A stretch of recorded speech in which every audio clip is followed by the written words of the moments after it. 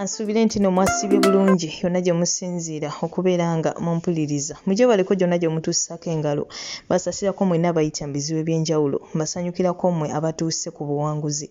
Mwabakuziza amazaalibwa olunaku olwaleero. Mbaagaliza amazaalibwa amalungi ag'essanyu. Mwabafiiriddwako abantu bammwe. Ssemyoyo gy'abagenzi. Katonda gy'omuze mirembe agiramuze kisagumye emitima. Abaka ab'eŋŋanda ssaakaate n'ab'emikwano. Amannya Omumbejja Aisha Nassolo butereevu mba ntuuse okubeera nga ate nkutuusaako ebigenda mu maaso mu ggwanga lyattu Uganda. Ekyenkusaba kiri kimu nga bulijjo. Subscribe nga teekako akadde. Like nga vidiyo eno tweyongereyo mu maaso mukwano gwange. Yes.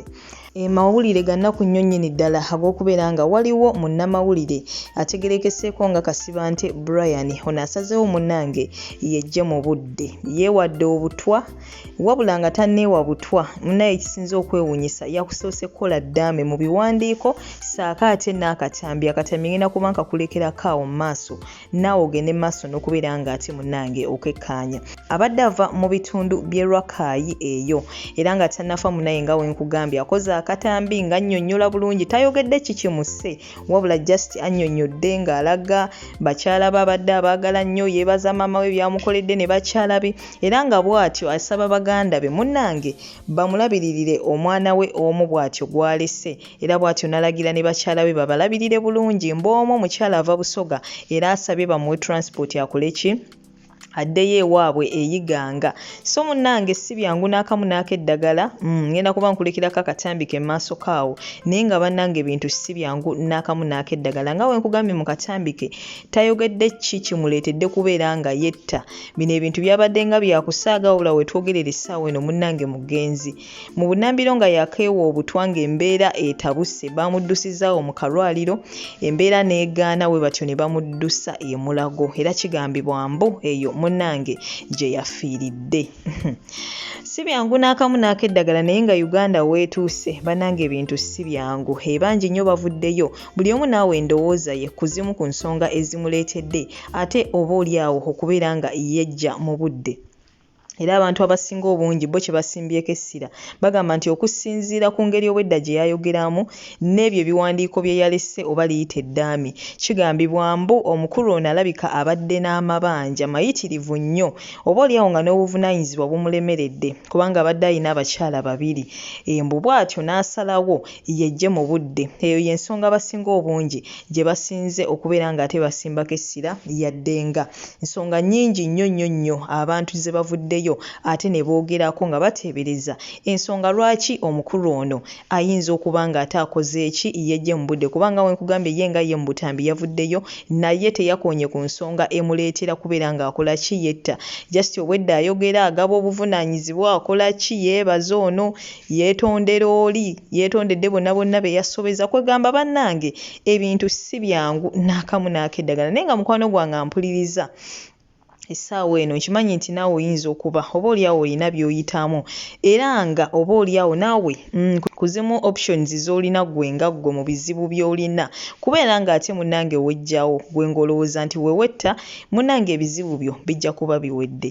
Mukwano gwange njagala kutegeeza nti okwetta tebangako solution. Okwetta oba okkiriza defeat oba okkiriza nti obulamu bugaanye so nga gw'olaba nti oba oliawo okwetta kye kisingako oba okkiriza nti oli mutiitiizi banaye ekintu kwetta si kirungi n'akamu n'akeddagala. Omuntu yenna yenna nga yesse first of all oba olese ekikolimo mu famire kati omukulu ono kigambibwa mbu omu ku bakyala be amulese ali lubuto era mu ddaame lye yawandiise ng'alaga nti munnange omwana we ayagala bamutuuma erinnya lye naye ate bagamba nti ebiseera ebisinga omwana kasita omubbulamu erinnya ly'omuntu mikisa mingi nnyo nti agenda kusikira ebyo oba agenda kutwala ezimu ku mbeera z'oyo omuntu n'empisa ze n'ebyo oba oliawo engeri gye yali atambuza obulamu.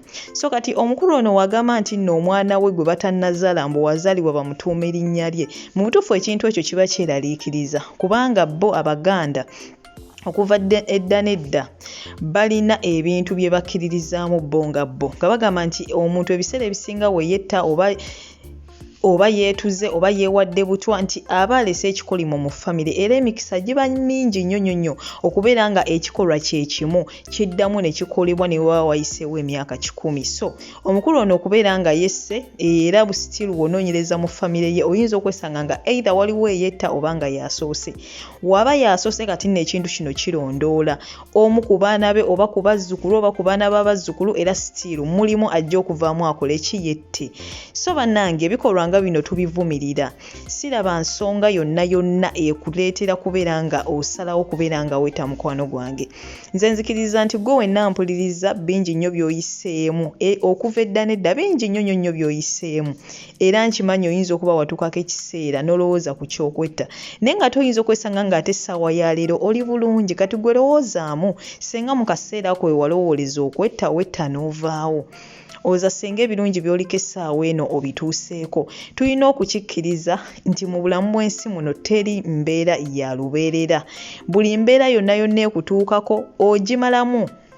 Yes, tetufuddeyo oba ogimazeemu mwaka oba myaka 5 naye nze kyenzikiriza kimu nti teri kitaggwa. Eyo embeera emala neggwa. It's just a matter of time.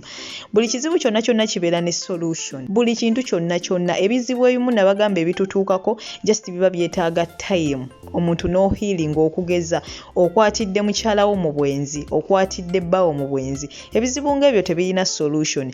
Just gwe omuntu oba ogenda kwewa time ku healinga. Abantu abamu bo basalawo okwetta nti asanze mukyala we mu bwenzi n'agenda n'agula omuguwa n'akola ki ne yetta. Asanze bbaawe mu bwenzi n'agenda ne yetta. So nga ate ekyo kibadde kizibu. Yes, essaawa eyo oba owulira nga oli so depressed, so you just need time. Gwe omuntu weewa obudde osobole okukola ki osobole okubeera ng'oterera. Ekyo nakyo kizibu, eyo ye solution yaabyo.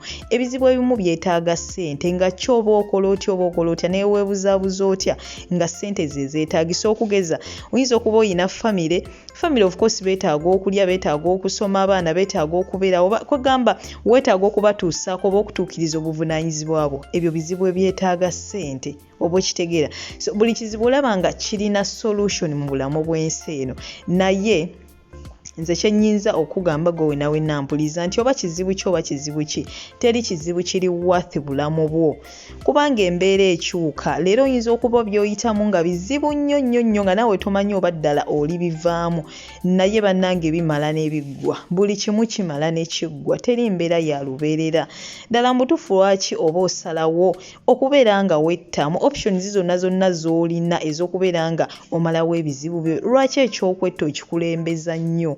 Muli we wetta n'ofunamu ki okuggyako okulekera abantu ebizibu n'ebikolimo mu family oba okiraba. Kati yalese omwana we agamba nti baganda ye balabirire omwana we. Abaffe bo baganda be tebalina buvunaanyizibwa bwabwe. Oyinza okwesanga nabo balina obuvunaanyizibwa obwabwe. Lwaki gwe oba olowooza nti obuvunaanyizibwa obwo obukulemeredde ogenda butika balala babumalirize? Ye lwaki oba obeera omutiitiizi ow'ekika ekyo okutuuka ossalawo okugamba nti gwe wette olwo ebizibu byo biba biwedde? Kubanga Yesu essaawa eno twogera of course ekiyinza oleetera omuntu okwetta biba bizibu. Waliwo embeera oba oliawo gy'aba atuuseemu n'emunyiga nnyo n'asalawo ne yetta. Of course ekyo kyo tetusobola kibuusa maaso nti just yayagadde bwagazi afe aveewo oba ye afe mangu ng'ensi emutamye just like that. Ekyo tekisoboka. Era ateeka okuba n'ensonga lwaki yasazeewo okubeera ng'akola ki nga yetta. So ebyo bye tuyita ebizibu. Naye ng'oyinza okwesanga ng'oba oliawo ekizibu kyonna kye yabadde ayitamu abakigabanyako n'abantu. Wuuyo yabadde afunye n'omukisa, wuuyo abadde n'omukisa nga kwegamba akola ku radio. Abantu bandimuyambye oba oliawo bandimubeereddewo yandifunye engeri kwegamba gy'afunamu obuyambi naye nga teyesse. Bannange ebagamba ennungi tezikya bbiri olwo olugero baganda be baalugera. Kitegeeza era luyinza okubeera olulungi naye tolowooza nti obulamu bugenda kubeera weewutyo nti bwamuseetwe. Of course ogenda ssangamu kasozi osanga akaserengeta osanga akasozi bw'otyo naye abaffe gwe buli woonasanga nga akasozi nga wetta buli woonasanga nga akasozi kwegamba ng'olowooza kwetta.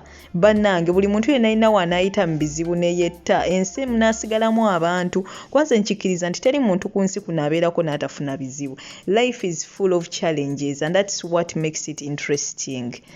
kyekyo ekifuula obulamu okubeera nga buli interesting and by the way omuntu yenna nga tayita mu bizibu tayita mu challenges tasobola kubeera oyo aba si muntu aba tasobola kuguma aba si muntu aba talina kyalaba like aba tayiga. Ebizibu binene abantu bye bayitamu oba ebizibu bye tuyitamu bitukuza bitugumya bituleetera okumanya obulamu kyeki okitegeera nomanya nti obulamu buli weebuti buli woyita mu bizibu ogenda oyiga kyekyo ekifuula abantu abagezi era kyekifuula abantu abagumu. Tetulina kubeera nga tutya bizibu wabula tulina kuyiga buyizi nti buli kizibu ekikutuukako fuba olaba ng'okola ki nga oyiga such that weewala ate oba oliawo embeera eyo ekusudde mu buzibu obwo next time n'abalala nabo bakole ekibakuyigireko. So tulina okukikkiriza era tulina okukimanya nti obulamu bwo bwe butyo obulamu bulimu akaserengeto bulimu akasozi bulimu ebikoko ga bulimu buli kika kya bizibu ate bulimu buli kika kya ssanyu wabula teri mbeera ya lubeerera teri muntu nga ye okuva we yazaalibwa abonaabona bubonyi paka watuuka okufa ekyo tekiriiyo era omuntu ogenda ne weesanga nga leero oli mu ssanyu luli ate muli maziga lulimu kwegamba obulamu bwo bwe butyo naye gwe otuukako mu kaseera k'essanyu sooka ojjukiremu ogambe naye omwaka oguwedde mbadde mu bizibu mbakwetta lino essanyu nandirituuseeko nga tewandirituuseeko ate ne wooba oli mu bizibu essaawa eno sooka otunuulire ate amasanyu g'obaddemu emabegako gw'obadde olowooza nti ago amasanyu gagenda lastinga forever teri mbeera ya lubeerera tosobola kubeera nga gwe obulamu ogenda buyitamu oli mu masanyu ekyo tekisoboka era at one point b ogenda sanga obuzibu abaffe osanga obuzibu ogenda kwetta lwaki abantu tubeera bize nnyo kwegamba ne tutalowooza lwaki tetulowooza most of the times kubanga omuntu alowooza otula nsi n'ogamba yes essaawa eno ndi mu bizibu naye ate gye buvuddeko embeera ebadde etambula bulungi so bannaaye nze nga mbasiibula teri mbeera yonna erina kuleetera kubeera nga wetta noonya solution ekizibu ekiba kikutuddemu nnyo nga kikutuddemu buli muntu alina emikwano oba tolina mikwano olina abazadde olina baganda bo funa omuntu gwe weesiga mutuuze munnyonnyola embeera gy'oyitamu yes abantu balina enjogera egamba nti omuntu ng'okyali mulamu oba oliawo newoogenda wa muntu nti oba munaye bakubanja n'omunyonyola mu mbeera ayinza obutakutegeera naye ate womala okufa ng'olwo batandika kale twandimuyambye senga yatugamba yes tukikkiriza but try gezaako mu bantu 2 mu bantu 10 mu bantu 3 boonaayitaayitamu teri muntu ajja kulema kukuyamba bannange 10 terikyawo omunewobanga munaye gwe abantu baakukyawo olw'empisa z'embi oba biki naye era sitiru mubeeramu oyo omuntu gw'osobola otula naye n'okola ki ne mwogera so bannange ensonga eyo tugitwale nga kintu kikulu ngenda kuba mbasiibula essaawa eno yennyini temuseetuka kubanga nkomawo n'amawulire amala mangi nnyo nnyini ddala goodbye for now. Mukyala wange maama Wikiriifu nkwagala nnyo mukwano ombeereddewo mu buli mbeera otobye weebale maama weebale kunzaalira mwana wange Wikiriifu weebale nnyo weebale eddala nze manyi nti ensi wenjiviiriddemu nga teri n'omu anzise oba oli awo wenviiridde mu nsi nga tewali n'omu anzise nti Brian wette tewali n'omu oba oli awo ndese omukyalo omulala ye Aisha Musoga tayina bambi ambeereddewo atobye ne bazanya abakyalo okuli Mama Saddam ne Mama Latifa bakyala abo babadde b'amaanyi mu bulamu bwa bulijjo so mu mbeera efaanaganako bwetyo sirina gwe nsobola kumenya neŋŋamba nti oba okusinziira kati mweŋŋambira nti bwe nkulaga ekifaanaganako ko bwe kiti oyinza obutawakanya kiki kyenkola kiki kyendi mu kwogerako essaawa nga zino so ndi musanyufu nti waliwo ko ebisobola okuleka nti bikoleddwa mu nsi wenjagalira okwebaza especially Mama Wikiriifu mama wange gwe mmanyi nti pressure zikkuba ojja kutuka naye guma ndikodinze audio eno kubagumya family yange mugume family yange temutya musabe Isaac kukkiriza ekifaananyi kyange ajja kukiwa Honorable Jawadu mukirage nga ko omwana wange mukimulageeko bambi Honorable talina buzibu ajja kibawa mumugambe nti ono yali taata ID yange ne kaadi zange zonna zenkoleddeko muzimulagangako maama obikuumanga bulungi n'amanya nti taata we yali munnamawulire press jacket yange mugiterekanga bulungi mwana wange muli bimulaga nti taata yali munnamawulire. Maama wange weebale otubeereddewo, baganda bange waswa n'abalala mwebale nnyo, mwebale ddala musobodde okumbeerawo. Brian radio stations zenkoleddeko, bannamawulire bannange bensisinkanye, abamentalinze n'abalala mukoze kyattendo.